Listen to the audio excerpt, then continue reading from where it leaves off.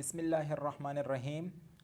This is Shafqat Mahmood and I welcome all my viewers to the lecture series of Islamic Law of Inheritance. Dear friend, it is our first lecture about the Islamic Law of Inheritance. So, in this video lecture, we will be covering some topics. But before going towards those topics, I would like to tell you people that the basic purpose of this law was that how the property of the deceased will be preserved after his death. It means that how the property of the deceased person will be distributed among his heirs. So before Islam, women were completely excluded from inheritance. It means that women could not take shares in inheritance before Islam. But it was Islam which also included women's in inheritance. So it is our first lecture about the Islamic law of inheritance. So in this video lecture, we will discuss some topics. First, we will discuss that what does our holy prophet peace be upon him say about the law of inheritance. After that, we will discuss about some conditions.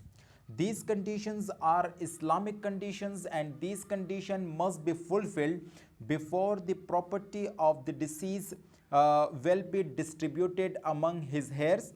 So the third topic that is to be discussed in this video lecture is about impediments. Impediments का मतलब है रुकावटें, यानी कि किन सूरतों में वारिस को मौरिस की प्रॉपर्टी में से कोई हिस्सा नहीं दिया जाएगा. तो इम्पेडिमेंट्स के बारे में भी आज हम इस वीडियो लेक्चर में डिस्कस करेंगे. उसके बाद जो हमारा चौथा टॉपिक है वो है categories of heirs according to law of inheritance, यानी कि इस्लाम में कुछ कैटेगरीज दिए गए हैं हेयर्स के मुतालिक, यानी कि मरहूम या मरहूमा की प्रॉपर्टी में से सबसे पहले कौन से लोगों को कितना हिस्सा दिया जाएगा, उसके बाद कौन से लोगों को दिया जाएगा और उसके बाद कौन से लोगों को दिया जाएगा. तो इस वीडियो लेक्चर में हम कैटेगरीज के मुतालिक भी स्टडी करेंगे.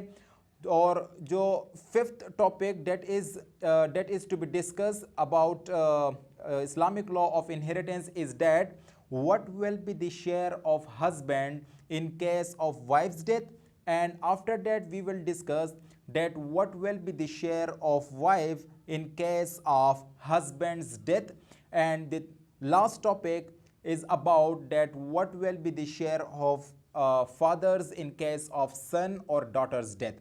So first we will discuss about that what does our holy prophet peace be upon him say about the law of inheritance.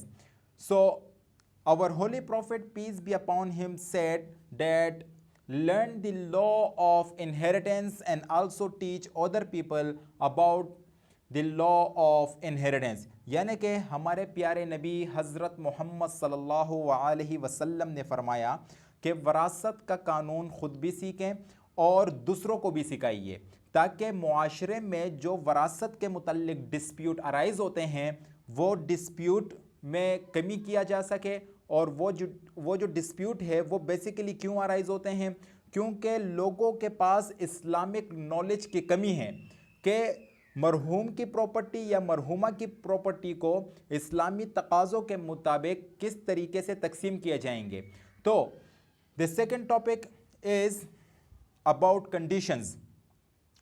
These conditions are basically Islamic conditions and these conditions must be fulfilled before the property of the deceased will be distributed among the heirs of the deceased. So the first condition is from the property of the deceased burial and funeral expenses is to be deducted. यानी कि सबसे पहले मरहूम या मरहूमा की जो कफन दफन का खर्चा है वो उसकी प्रॉपर्टी में से ले लिया जाएगा. उसके बाद जो सेकंड कंडीशन है वो ये है कि अगर मरहूम या मरहूमा ने अपनी ज़िंदगी में किसी शख्स से कर्जा लिया हो तो मरहूम या मरहूमा की जो प्रॉपर्टी है उस प्रॉपर्टी में से उस कर्जे को अदा किया जाएगा. तीसरा कंडीशन ये है कि अगर मरहूम ने अपनी ज़िंदगी में अपनी वाइफ को डोवर नहीं दिया है, यानी कि अगर हस्बैंड ने अपनी वाइफ को ज़िंदगी में हक मेहर नहीं दिया है तो उसके मरने के बाद उसकी प्रॉपर्टी में से हक मेहर उसकी वाइफ को दिया जाएगा।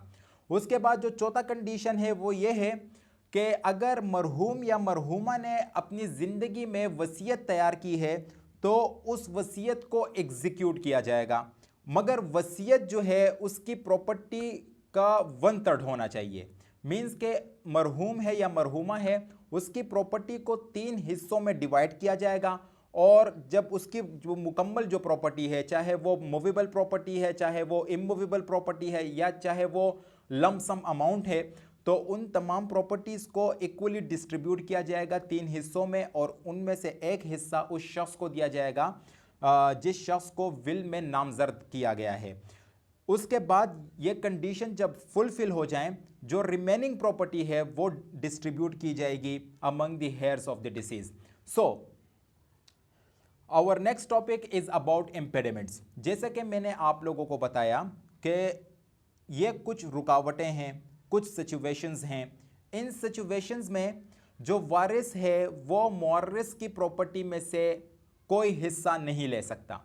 सो the first impediments is about death, यानी कि अगर कोई वारिस अपने मुअर्रिस को कत्ल कर देता है, ठीक है दोस्तों, तो उस सिचुएशन में जो वारिस है वो अपने मुअर्रिस की प्रॉपर्टी में से कोई हिस्सा नहीं ले सकता। इट इज़ ऑल अबाउट इस्लाम। इस्लाम में यह कहा गया है कि अगर कोई वारिस अपने मुअर्रिस को कत्ल कर दे तो वो वारिस जो है वो महरूम हो जाता है अपने मुअर्रिस की प्रॉपर्टी में से, यानी कि अपनी मुअर्रिस की प्रॉपर्टी को वो वारिस जो है वो इनहेरिट नहीं कर सकता। मगर यहाँ पर एक एक्सेप्शन भी मौजूद है। जहाँ पर जनरल रूल्स होते हैं वहाँ पर एक्सेप्शंस मौजूद होते हैं। एक एक्सेप्शन ये है कि अगर वो वारिस वो पागल है या वो मेंटली तौर पर जो है एबनॉर्मल है और उसने अपने मुअर्रिस को कत्ल कर दिया और कोर्ट में उसको गिल्टी या उसको कन्विक्ट नहीं किया गया, तो at that time the heir of the deceased will be entitled to get share in the property of the person, यानी कि वो अपने मुअर्रिस की जो प्रॉपर्टी में से फिर वो हिस्सा लेने के लिए इंटाइटल होगा अगर वो पागल है और कोर्ट में उसको कन्विक्ट नहीं किया गया। इसी तरीके से दोस्तों, अगर कोई बेटा अपने वालिद को कत्ल करता है तो ये जो बेटा है इसको वरासत में कोई हिस्सा नहीं दिया जाएगा। इसी तरीके से अगर कोई भाई अपने दूसरे भाई को कत्ल करता है तो ये जो भाई है कातिल है इसको वरासत में कोई हिस्सा नहीं दिया जाएगा, यानी कि अगर उसकी जो भाई है उसकी अपनी प्रॉपर्टी है तो उसकी जो प्रॉपर्टी है उसमें से उसको कोई हिस्सा नहीं दिया जाएगा। इसी तरीके से दोस्तों, जो सेकंड कंडीशंस हैं या जो सेकंड इम्पेडिमेंट्स हैं वो है कि अगर इल्लेजिटिमेट चाइल्ड है। इल्लेजिटिमेट चाइल्ड कहते हैं वल्दुल हराम, यानी कि वो बच्चे जिसकी वालिदियत से उनके जो वालिद है वो इनकार कर देते हैं, तो ऐसे बच्चों को भी अपने वालिद के प्रॉपर्टी में से कोई हिस्सा नहीं दिया जाएगा।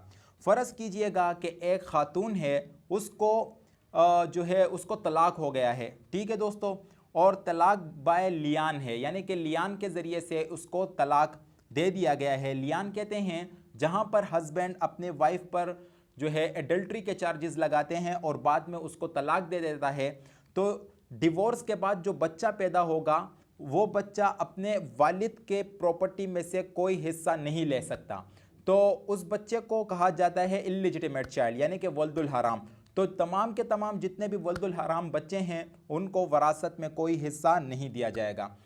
इसी तरीके से दोस्तों, जो थर्ड कंडीशन है वो है कि if any heir convert himself to another religion then he is also deprived of inheritance, यानी कि फ़र्ज़ कीजिएगा एक शख्स है जिसका वालिद मुसलमान है मगर उसका जो बेटा है या बेटी है वो जो उसने अपने मज़हब को तब्दील कर दिया, तो इन सूरतों में भी हेयर्स जो हैं, वारिस जो हैं, वो अपने मुअर्रिस की प्रॉपर्टी में से कोई हिस्सा नहीं लेंगे। इसी तरीके से दोस्तों, जो फोर्थ पॉइंट है एडॉप्टेड चाइल्ड, यानी कि गोद लिया बच्चा। जो एडॉप्टिव पेरेंट्स हैं, एडॉप्टेड चाइल्ड जो एडॉप्टिव पेरेंट्स हैं उनकी प्रॉपर्टी में से कोई हिस्सा नहीं ले सकता। इसी तरीके से दोस्तों, जो एडॉप्टेड चाइल्ड की अगर अपनी कोई प्रॉपर्टी है तो एडॉप्टिव पेरेंट्स जो है उसकी प्रॉपर्टी में से कोई हिस्सा नहीं ले सकते हैं। अब जो हमारा नेक्स्ट पॉइंट है, नेक्स्ट इम्पेडिमेंट्स हैं, वो है legal heir must be alive at the time of distribution of property, यानी कि वारिस का जिंदा होना लाजमी है। अगर वारिस जिंदा नहीं है तो एट दैट टाइम उसको प्रॉपर्टी में से या उसके जो बच्चे हैं उनको प्रॉपर्टी में से कोई हिस्सा नहीं मिलेगा। तो ये एक ऐसा कंडीशन है, ये जो हेयर मस्ट बी अलाइव वाला, ये एक ऐसा कंडीशन है जिसने ऑर्फन ग्रैंडसन को वरासत में से महरूम कर दिया है। यानी कि फ़र्ज़ कीजिएगा एक वालिद है, उसके 3 बच्चे हैं, यानी कि 3 बेटे हैं और इन तीनों की शादी हो चुकी है, ठीक है, और इनके भी बच्चे हैं। अब होता क्या है कि ये जो सबसे बड़ा बेटा है ये फौत हो जाता है, इसका इंतकाल हो जाता है। तो अब इनके जो वालिद हैं, इनके वालिद जिंदा हैं, जबकि इनका जो बड़ा बेटा है वो इंतकाल कर जाता है। तो इसके जो बच्चे हैं उनको वरासत में कोई हिस्सा नहीं दिया जाएगा, यानी कि दादा के वरासत में इस बच्चों को कोई हिस्सा नहीं दिया जाएगा। It is about the injunction of Islam, यानी कि इस्लाम के तकाज़ों के मुताबिक जो यतीम पोता है उसको दादा की जायदाद में से कोई हिस्सा नहीं दिया जाएगा। यह बेसिकली इजमा के ज़रिए से यतीम पोते को वरासत से महरूम कर दिया गया था। लेकिन 1961 में जब मुस्लिम फैमिली लॉ ऑर्डिनेंस आया 1961 में, यानी कि मुस्लिम फैमिली लॉ ऑर्डिनेंस 1961 में, उसके सेक्शन नंबर 4 में ऑर्फन ग्रैंडसन को यह हक दिया गया कि वो अपने दादा की वरासत से जो है हिस्सा ले सकता है। बाद में इस सेक्शन 4 को फेडरल शरीयत कोर्ट में चैलेंज किया गया। ठीक है दोस्तों, क्यों चैलेंज किया गया? इस वजह से चैलेंज किया गया कि this section is repugnant to Islam, ये रिपग्नेंट है, इस्लाम के तकाज़ों के ख़िलाफ़ है। तो फेडरल शरीयत कोर्ट ने जो है सेक्शन 4 को नल एंड वाइड डिक्लेयर कर दिया। बाद में जो है स्टेट ने सुप्रीम कोर्ट में अपील दायर की, यानी कि सुप्रीम कोर्ट में जो शरीयत अपीलेट बेंच है वहाँ पर अपील दायर की, और उस अपील में यह कहा गया कि जब तक इस अपील का डिसीजन नहीं आता तो उस वक्त तक सेक्शन 4 पर जो है एप्लीकेबिलिटी होगी, यानी कि सेक्शन 4 की क्या होगी? एप्लीकेबिलिटी होगी। तो पाकिस्तान में यतीम पोते को डेफिनेटली अपने दादा की वरासत में हिस्सा दिया जाएगा। It is about section 4 of the Muslim family law ordinance 1961। Our next topic is about categories of heirs. जैसा कि मैंने आप लोगों को बताया कि मरहूम या मरहूमा की प्रॉपर्टी में से सबसे पहले कौन से लोगों को हिस्सा दिया जाएगा, कितना हिस्सा दिया जाएगा। अब हम डिस्कस करेंगे कैटेगरीज के बारे में। सो the first category is about fix share holder. ये ऐसे शेयर होल्डर्स हैं जिनके हिस्सा या जिनके हिस्से जो हैं वो फिक्स कर दिए गए हैं, ये फिक्स शेयर होल्डर्स हैं। तो फिक्स शेयर होल्डर्स कहते हैं, fixed shareholders are those who will get a prescribed share from the property of the deceased and their shares are prescribed in Islam। यानी कि ये ऐसे शेयर होल्डर्स हैं जिनके जो शेयर्स हैं वो प्रिस्क्राइब कर दिए गए हैं इस्लाम में। यानी कि मरहूम या मरहूमा की प्रॉपर्टी में से इन शेयर होल्डर्स को कितना हिस्सा दिया जाएगा, it is all prescribed in Islam. So इनको इनके हिस्से के मुताबिक ही वरासत में हिस्सा दिया जाएगा जितना इस्लाम में बताया गया है। उसके बाद है सेकंड शेयर होल्डर्स आर रेजिड्यूरीज। रेजिड्यूरीज जैसे कि जो फिक्स शेयर होल्डर हैं वो सेटिस्फाई हो जाएं। सबसे पहले फिक्स शेयर होल्डर्स को हिस्सा दिया जाएगा। जब उनको हिस्सा दे दिया जाए, जो रिमेनिंग प्रॉपर्टी है वो डिस्ट्रीब्यूट होगी रेजिड्यूरीज में। तो रेजिड्यूरीज after distribution of property among fixed shareholders, the remaining property will be inherited by residuaries। यानी कि सबसे पहले मरहूम या मरहूमा की प्रॉपर्टी में से जो सबसे पहले जो हिस्सा है वो फिक्स शेयर होल्डर्स को दिए जाएंगे।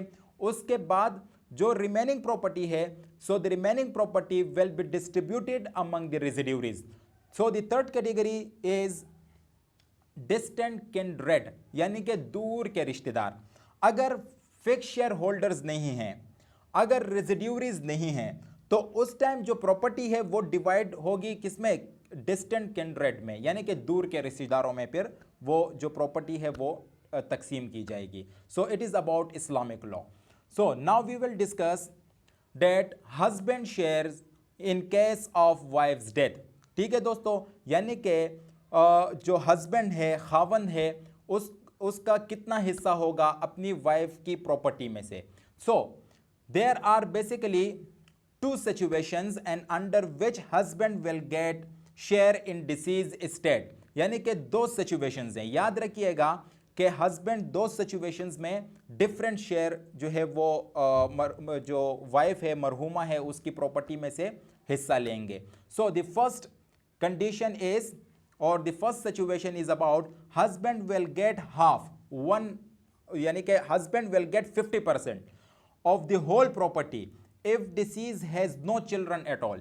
यानी कि अगर मरहुमा जो है उनकी कोई औलाद नहीं है, तो एट दैट टाइम हस्बैंड जो है वो मरहुमा की प्रॉपर्टी में से हाफ प्रॉपर्टी लेंगे, यानी कि 50% प्रॉपर्टी किसकी होगी, हस्बैंड की होगी. अगर मरहुमा की कोई औलाद नहीं है, तो अगर मरहुमा की कोई औलाद है तो at that time husband will get 1/4 of the whole property. यानी कि फर्स्ट कंडीशन में जो मरहुमा की प्रॉपर्टी है, चाहे वो 1 लाख की प्रॉपर्टी क्यों ना हो, चाहे वो 1000 की प्रॉपर्टी क्यों ना हो, eight that time the property will B divided in two parts.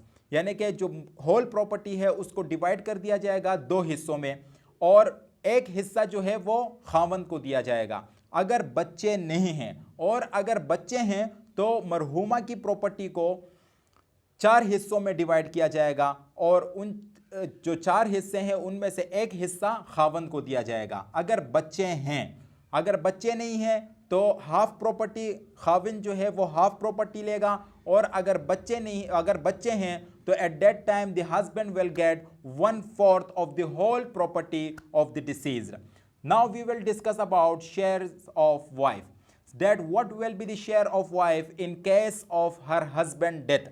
So there are also 2 situations, जैसे कि हमने पढ़ा हस्बैंड में भी जो है 2 सिचुएशंस हैं, बच्चे हैं, बच्चे नहीं हैं. यहां पर भी अगर जो मरहूम है उसके बच्चे हैं, so at that time the wife will be entitled to get 1/4 of the whole property of the disease.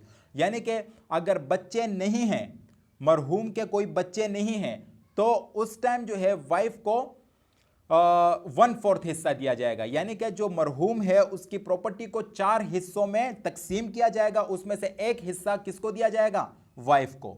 और अगर मरहूम के बच्चे हैं तो at that time the wife will be entitled to get 1/8 of the whole property of the deceased. यानी कि अगर मरहूम के बच्चे नहीं हैं तो प्रॉपर्टी को 4 हिस्सों में तकसीम किया जाएगा, इक्वली तकसीम किया जाएगा, और एक हिस्सा किसको दिया जाएगा, वाइफ को. और अगर मरहूम के बच्चे हैं तो एट दैट टाइम जो प्रॉपर्टी है उसको 8 हिस्सों में तकसीम किया जाएगा, इक्वली डिस्ट्रीब्यूट किया जाएगा प्रॉपर्टी को, और उसमें से एक हिस्सा जो है वो वाइफ को दिया जाएगा. इसी तरीके से दोस्तों now we will discuss about the share of father in case of his son और डॉटर्स डेथ. अगर जो वालिद है उसके बेटे का इंतकाल हो जाए या उसकी बेटी का इंतकाल हो जाए, तो एट दैट टाइम जो फादर है उनको कितना शेयर दिया जाएगा. So there are basically 3 situations हैं. पहले हमने डिस्कस किया हस्बैंड के शेयर में कि वहां पर 2 सिचुएशंस हैं. फिर हमने डिस्कस किया वाइफ के शेयर को कि वहां पर भी 2 सिचुएशंस हैं, मगर यहां पर 3 सिचुएशंस हैं. So the first situation is the father, if there are children of the deceased then father will get 1/6 of the property. अगर मरहूम या मरहूमा के बच्चे हैं तो उस वक्त फादर को कितना हिस्सा दिया जाएगा, 1/6.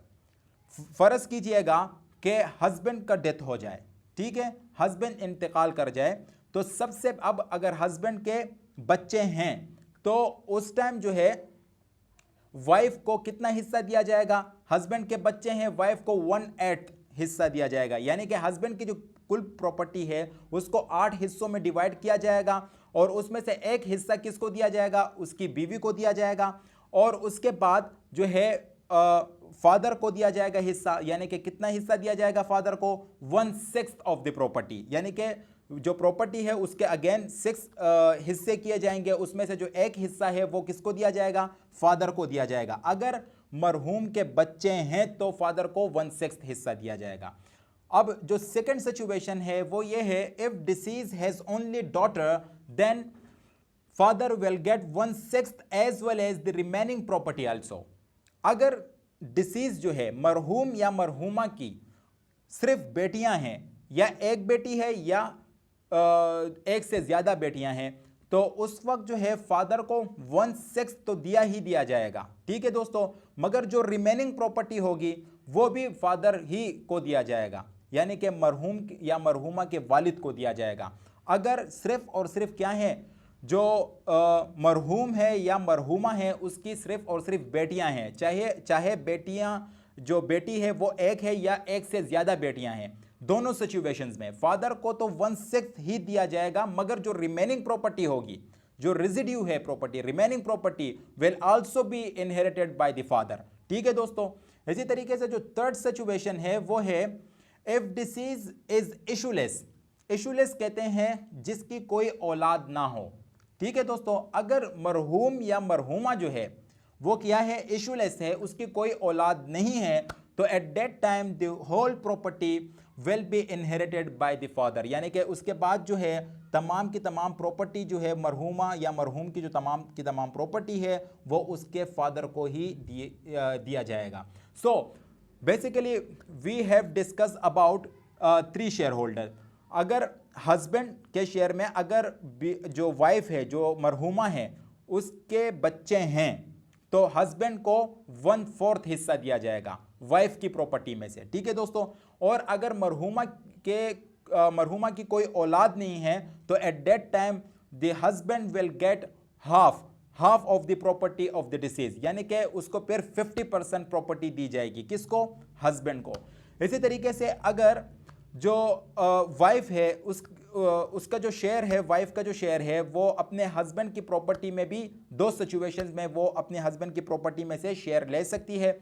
एक ये है कि अगर जो मरहूम है उसके बच्चे हैं, तो at that time wife will be entitled to get 1/8 of the whole property, यानी कि प्रॉपर्टी के 8 हिस्से किए जाएंगे और उसमें से एक हिस्सा किसको दिया जाएगा? वाइफ को। और अगर मरहूम के कोई बच्चे नहीं हैं, तो at that time the wife will get 1/4 of the property, 1/2 नहीं 1/4 ऑफ द प्रॉपर्टी, ठीक है दोस्तों। और इसी तरीके से फादर के शेयर जो है वो उसमें 3 सिचुएशंस हैं। अगर मरहूम के या मरहूमा के कोई बच्चे हैं तो फादर को 1/6 दिया जाएगा प्रॉपर्टी में से, यानी कि उसका हिस्सा होगा 1/6। प्रॉपर्टी के 6 हिस्से किए जाएंगे, उसमें से एक हिस्सा फादर को दिया जाएगा। और अगर मरहूमा या मरहूम की सिर्फ और सिर्फ बेटियां हैं, चाहे वो एक बेटी हो चाहे वो एक से ज्यादा बेटियां हो, तो at that time father will get 1/6 plus residue, यानी कि फादर को जो 1/6 उसका हिस्सा है वो भी दिया जाएगा और जो रिमेनिंग प्रॉपर्टी है वो भी फादर को ही दिया जाएगा। इसी तरीके से दोस्तों, अगर मरहूम या मरहूमा जो है वो इशूलेस है, इशूलेस मतलब उसकी कोई औलाद नहीं है, तो एट दैट टाइम जो फादर हैं वो तो डेफिनेटली 1/6 ही लेंगे, मगर at that time father will inherit whole of the property of the deceased, यानी कि मुकम्मल प्रॉपर्टी किसके पास जाएगी? फादर के पास जाएगी, ठीक है दोस्तों। तो इससे पहले जो है वाइफ को अपना हिस्सा दे दिया जाएगा और जो रिमेनिंग प्रॉपर्टी होगी वो किसके पास जाएगी? वो जाएगी फादर के पास। So it is all about our today's lecture and thank you so much, and I request you people to subscribe to my channel so that when I will upload new lecture you will get the notification. Thank you so much.